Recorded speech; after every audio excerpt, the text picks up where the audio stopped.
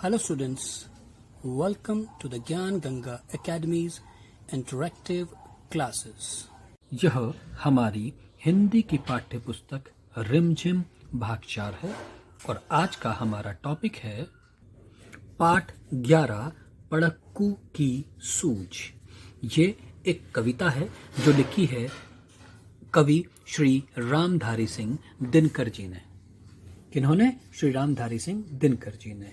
यह अपने समय के बहुत ही प्रख्यात कवि रहे हैं, बहुत ही प्रसिद्ध कवि रहे हैं और जिन्होंने बहुत सारी कहानी और कविताएं लिखी हैं, जिनकी एक कहानी कविताएं हम अक्सर पढ़ते रहते हैं और आप लोगों ने भी इनकी एक कविता क्लास 3rd में पढ़ी थी और अब 4th में कविता है इनकी पढ़क्कू की सूझ। ये कविता है पढ़क्कू की, जो कि बहुत ज्ञानी है, पढ़ाकू है और उसे सभी चीज़ों का आंसर या जानकारी है और सभी का आंसर उसे पता है। एक दिन वो बड़ा परेशान होता है और वो देखता है कि किस प्रकार एक कोल्हू होता है जिसमें से सरसों में से तेल निकाला जाता है।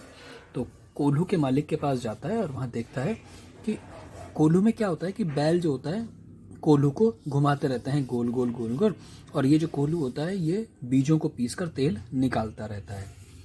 तो पढ़क्कू एक बार देखता है कि भाई बैल वैसे ही घूम रहे हैं और मालिक तो वहाँ पर है नहीं, फिर भी ये जो बैल है ये कैसे घूमते रहते हैं।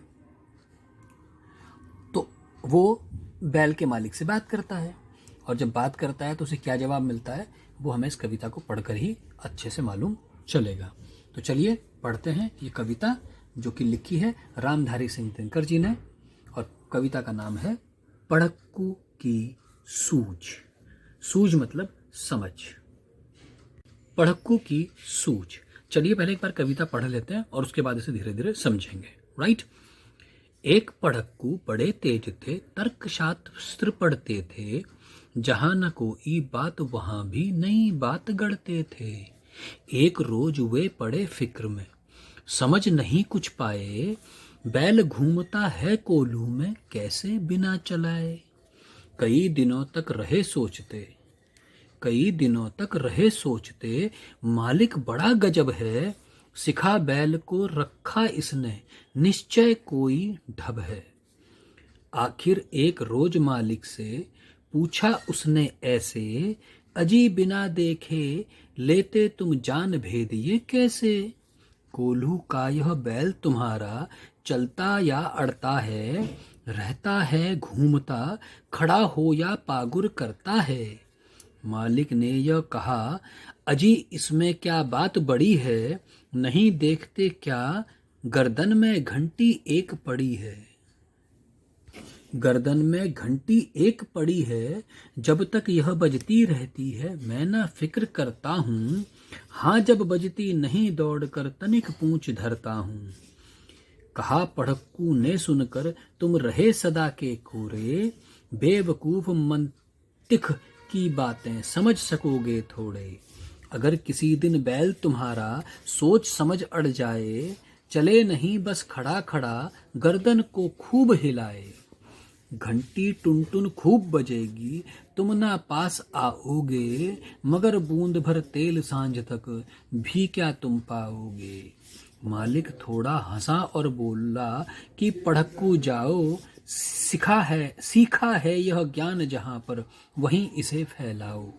यहाँ अभी कुछ ठीक ठाक है, यह केवल माया है, बैल हमारा नहीं अभी तक मंतिख पढ़ पाया है। तो ये थी कविता जिसमें कि पढ़क्कू और जो कोल्हू का मालिक है उसके बीच की बातचीत हो रही है। चलिए अब एक बार समझने की कोशिश करते हैं कि क्या इस कविता में कवि कहना चाह रहा है। एक पढ़क्कू बड़े तेज थे, तर्क शास्त्र पढ़ते थे। पढ़क्कू मीन्स जो पढ़ता रहता हो हमेशा, तो उसका नाम क्या पड़ गया? पढ़क्कू। तो एक व्यक्ति था जो बहुत पढ़ाई लिखाई कर चुका था, तो उसको सब पढ़क्कू बोलते होंगे। तो एक पढ़क्कू बहुत तेज थे, तर्कशास्त्र पढ़ते थे। तर्कशास्त्र मतलब क्या होता है?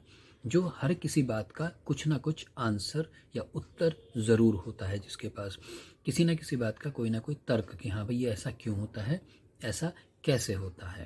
तो तर्कशास्त्र पढ़ते थे। जहाँ ना कोई बात वहाँ भी नई बात गढ़ते थे। गढ़ना मीन्स बोलना या बताना।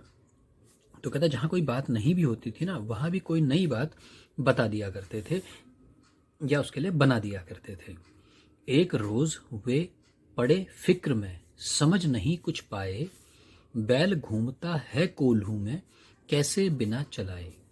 तो वह एक रोज, ए मतलब एक दिन, रोज मतलब दिन, बड़े पड़े फिक्र में, उन्हें चिंता हुई और समझ में कुछ भी नहीं आया कि क्या समझ में नहीं आया कि कोल्हू, कोल्हू क्या होता है, जिस एक तरह की मशीन है जिसमें से तेल निकाला जाता है।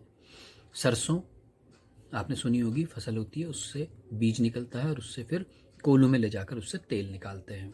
और तेल कैसे निकालते हैं कि कोल्हू एक तरह की चक्की होती है, उसको बैल जो होता है वो उसे गोल गोल घुमाते रहते हैं। और उसमें जब बैल गोल गोल घूमता है तो उसको कोई घुमाने के लिए कोई व्यक्ति वहाँ पर नहीं होता और बैल घूमता रहता है, चक्की को घुमाता रहता है। तो वो कहता है कि बैल घूमता है कोल्हू में, कैसे बिना चलाए। मतलब बैल जो है कोल्हू में घूमता रहता है और उसे कोई चला भी नहीं रहा होता, फिर भी वो कैसे समझदारी से चलता रहता है, वो ये समझ नहीं पा रहे थे। कई दिनों तक सोचते रहे, मालिक बड़ा गजब है कि उसका जो मालिक है, किसका मालिक, कोल्हू का या बैल का। बैल का मालिक जो है वो बहुत ही गजब है। सिखा बैल को रखा इसने, निश्चय कोई ढब है। निश्चय माने जरूर, ढब माने तरीका। तो कहता है कि उसने बैल को ना कोई तरीका जरूर सिखा रखा है।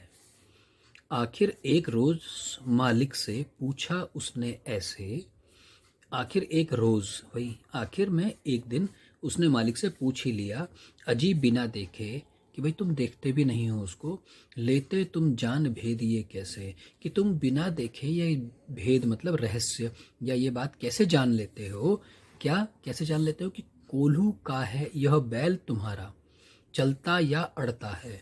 कि तुम्हें कैसे पता चलता है कि ये जो बैल है तुम्हारा वो चलता जा रहा है या रुक गया है। रहता है घूमता, खड़ा हो या पुकार करता है।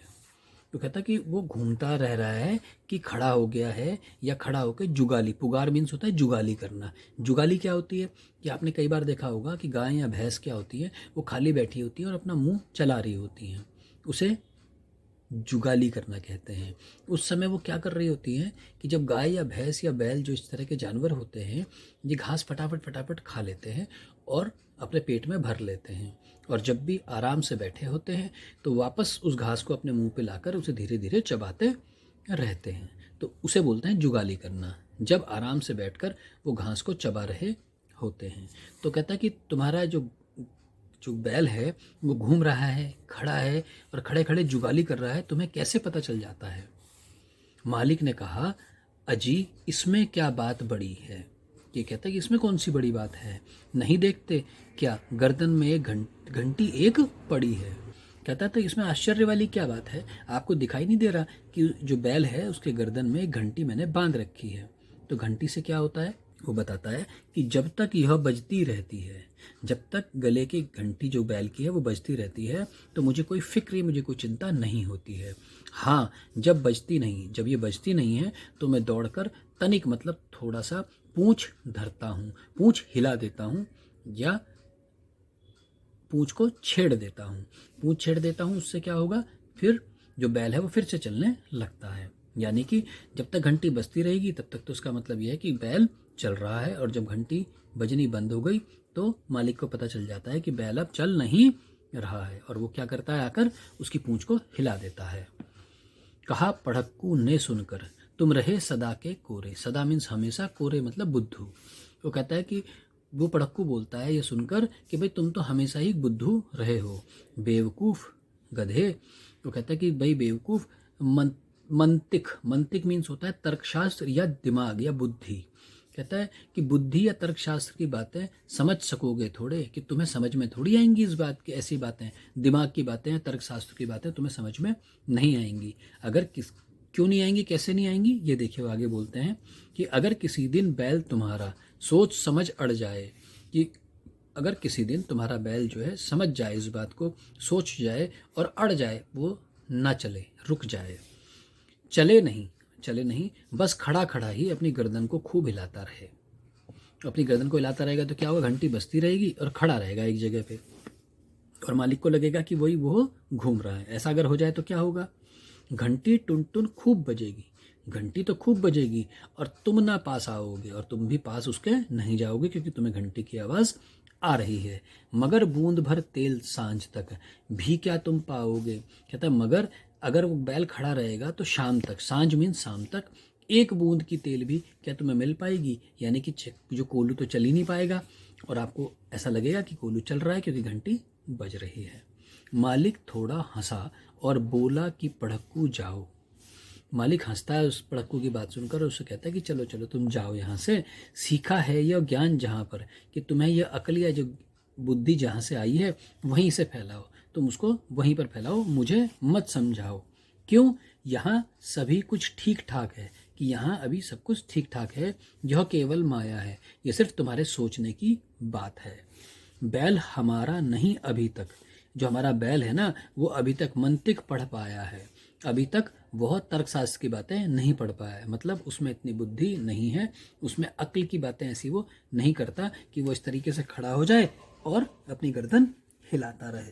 तो ये कविता थी रामधारी सिंह दिनकर जी द्वारा लिखी हुई, जिसमें पढ़क्कू जो कोल्हू के मालिक से पूछता है और कोल्हू का मालिक उसे बताता है कि वो कैसे समझ पाता है कि उसका जो बैल है वो चल रहा है। कैसी लगी कविता, बढ़िया है, समझ में आ गई।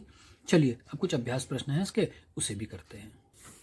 कविता में कहानी, पढ़क्कू की सूझ कविता में एक कहानी कही गई है, इस कहानी को तुम अपने शब्दों में लिखो। तो इस कविता में क्या कहानी है, समझ में आ गई आपके, समझ में आई कि नहीं आई, नहीं आई। चलिए मैं बताता हूँ एक बार फिर से कि इसमें क्या कहानी है। कि एक बार एक व्यक्ति बड़ा आश्चर्य में पड़ जाता है, कौन, पढ़क्कू, कि भाई कोल्हू में बैल बिना हांके कैसे चलता रहता है। और जब वो उस बैल के मालिक से पूछता है तो बैल का मालिक उसे बताता है कि जब घंटी की आवाज़ आ रही होती है तो इसका मतलब बैल चल रहे हैं, और अगर घंटी की आवाज़ नहीं आ रही है तो इसका मतलब बैल रुक गए हैं, और अगर जब मुझे घंटी की आवाज़ नहीं आती तो मैं बैल की पूँछ हिला देता हूँ, बैल फिर से चलने लगता है। तो पढ़क्कू से कहता है कि भाई अगर किसी दिन बैल होशियार हो गया और उसने खड़े खड़े सिर्फ गर्दन हिलाई और घंटी बजाता रहा तो तुम्हें तो पूरे दिन भर तेल नहीं मिल पाएगा, ऐसे कैसे हो पाएगा फिर। तो जो कोल्हू का मालिक होता है वो कहता है कि भाई अभी इतनी अकल ना अभी मेरे बैल को नहीं आई है, तो इसीलिए ये बातें तुम यहाँ मत करो, जहाँ तुमने ये बातें सीखी हैं वहीं जाकर कर। तो ये कहानी थी इस कविता में, राइट। आगे चलते हैं, कवि की कविताएं। कहता तीसरी कक्षा में तुमने रामधारी सिंह दिनकर जी की कविता मिर्च का मज़ा पढ़ी थी, अब तुमने उन्हीं की कविता पढ़क्कू की सूझ पढ़ी। याद है आप लोगों को कि मिर्च की मज़ा एक कविता थी क्लास 3rd में, याद नहीं है। उसमें क्या था, एक काबुली वाला था और वो एक औरत को कुछ लाल लाल सी चीज़ें बेचता हुआ देखता है, वो जाकर वहाँ से वो लाल चीज़ें खरीद लेता है और उन्हें खाने के लिए बैठ जाता है, और उसे मिर्च लगने लगती है बहुत तेज़ तेज़, मगर क्योंकि उसने पैसे खर्च किए होते हैं, कंजूस होता है, तो वो मिर्च खाता रहता है और आंसू बहाता रहता है। तो ये कहानी कविता थी, याद है ना।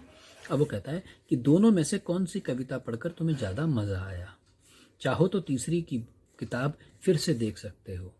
आपको अगर किताब है 3rd की तो आप उसे पढ़ सकते हो दोबारा से, और आप बताओ कि दोनों में से किसको पढ़ने में ज़्यादा मज़ा आया, ठीक है ना। नेक्स्ट है, तुम्हें काबुली वाला ज़्यादा अच्छा लगा या पढ़क्कू, या कोई भी अच्छा नहीं लगा। भाई दोनों अपनी अपनी जगह अच्छे थे, काबुली वाला थोड़ा नादान था और पढ़क्कू ज़्यादा होशियार था, है ना। अगला कहता है तो दोनों ही अपनी जगह पर अच्छे थे। अब अगला प्रश्न है, अपने साथियों के साथ मिलकर एक एक कविता ढूंढो, कविता इकट्ठा करके कविता की एक किताब बनाओ, राइट। तो आप अपने साथ ऐसी पुरानी कोई कविताएं इकट्ठी करके कोई किताब बना सकते हैं। अब वो कहता है मेहनत के मुहावरे, ऐसे मुहावरे जिसमें मेहनत करना छुपा हो, कि मेहनत करके का पता चलता हो। अब कहता है कोल्हू का बैल, कोल्हू का बैल मतलब ऐसे व्यक्ति को कहते हैं जो कड़ी मेहनत करता है या जिससे कड़ी मेहनत करवाई जाती है ना।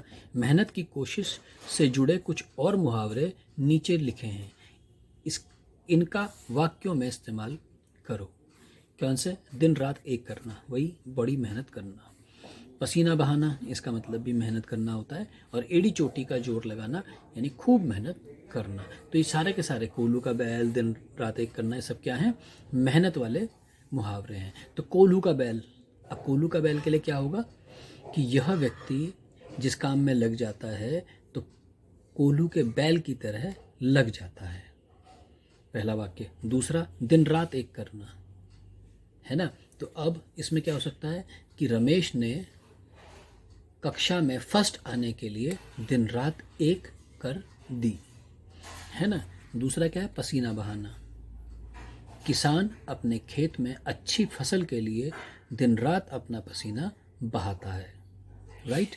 और एड़ी चोटी का जोर लगाना, यानी कि उसने इस बड़े पत्थर को यहाँ रास्ते में से हटाने के लिए एड़ी चोटी का जोर लगा दिया, राइट। आया समझ में? पढ़क्कू को, पढ़क्कू का नाम पढ़क्कू क्यों पड़ा होगा? क्यों पड़ा होगा? क्योंकि उसने बहुत पढ़ाई की होगी, इसलिए उसे सब लोग पढ़क्कू पढ़क्कू बोलते होंगे। तुम कौन सा काम खूब मन से करना चाहते हो, उसके आधार पर अपने लिए भी पढ़क्कू जैसा कोई शब्द सोचो। तो अब आप कौन सा अपना काम, एक काम मन लगाकर करना चाहते हो, और जैसे पढ़क्कू का नाम पढ़क्कू पढ़ा, तो आपका नाम क्या पढ़ना चाहिए वो भी आप सोचकर लिखेंगे, राइट। अपना तरीका। हाँ, जब बजती नहीं दौड़कर तनिक पूंछ धरता हूँ। पूंछ धरता हूँ का मतलब है पूंछ पकड़ लेता हूँ। नीचे लिखे वाक्यों को अपने शब्दों में लिखो। इसी प्रकार से कहता है जब नहीं बजती, हाँ जब बजती नहीं दौड़कर तनिक पूंछ धरता हूँ। तो कहता है हाँ जब घंटी नहीं बजती तो मैं जाकर उसकी पूंछ पकड़ लेता हूँ। ऐसा होना चाहिए। ऐसे ही नीचे लिखे वाक्यों को, शब्दों को अपने शब्दों में आपने लिखना है। कहता है मगर बूंद भर तेल सांझ तक भी क्या तुम पाओगे। इसमें कहता है कि क्या तुम शाम तक एक बूंद तेल भी पाओगे, या कि क्या तुम्हें शाम तक एक बूंद तेल भी मिल पाएगा। बैल हमारा नहीं अभी तक मंतिक पढ़ पाया है। तो कहता है कि जो हमारा बैल है ना, वो अभी तक तर्कशास्त्र नहीं पढ़ पाया है या इतना पढ़ लिख नहीं पाया है। सिखा बैल को रखा इसने निश्चय कोई ढब है, कि इसने जरूर बैल को कोई तरीका सिखा रखा है। जहाँ न कोई बात वहाँ भी नई बात गढ़ते थे। अर्थात क्या कहने का मतलब है कि जहाँ कोई बात नहीं भी होती वहाँ भी कोई ना कोई बात बना दिया करते थे, है ना। अब चलिए आगे बढ़ते हैं। गढ़ना। गढ़ना मीन्स क्या होता है? बनाना। तो कहता है कि पढ़क्कू नई नई बातें गढ़ते थे।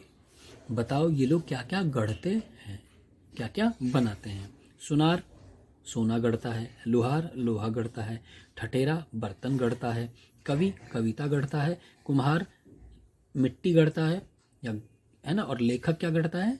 वेरी गुड, कहानियाँ गढ़ता है। अब यह है अर्थ खोजो। इसके अर्थ खोजने हैं किनके? अभी देखें नीचे दिए गए शब्दों के अर्थ अक्षर जाल में खोजो। ये अक्षर जाल है और इसमें आपको इनके अर्थ ढूंढने हैं। जैसे ढब, ढब माने तरीका, भेद माने राज, गजब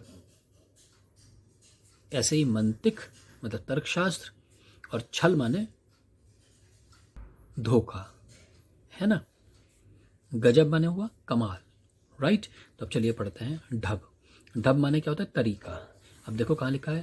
तरीका, री तरीका, है ना। भेद, भेद मतलब राज, जो ये रहा राज, ये रहा राज। गजब, गजब मतलब होता है कमाल, कमाल, कमाल, है ना। उसके बाद कहता है मंतिक मतलब तर्क शास्त्र या बुद्धि, तर्क शास्त्र। और छल, छल माने धोखा, धोखा, है ना। तो ये था आपका अर्थ खोजने वाला प्रश्न। तो ये आपकी कविता थी पढ़क्कू की सूझ, रामधारी सिंह दिनकर द्वारा लिखी हुई कविता। मुझे उम्मीद है आपको ये अच्छे से समझ में आ गई होगी। आज के लिए इतना ही। घर में रहें, सुरक्षित रहें। I hope you enjoyed our video. Thanks for being with us.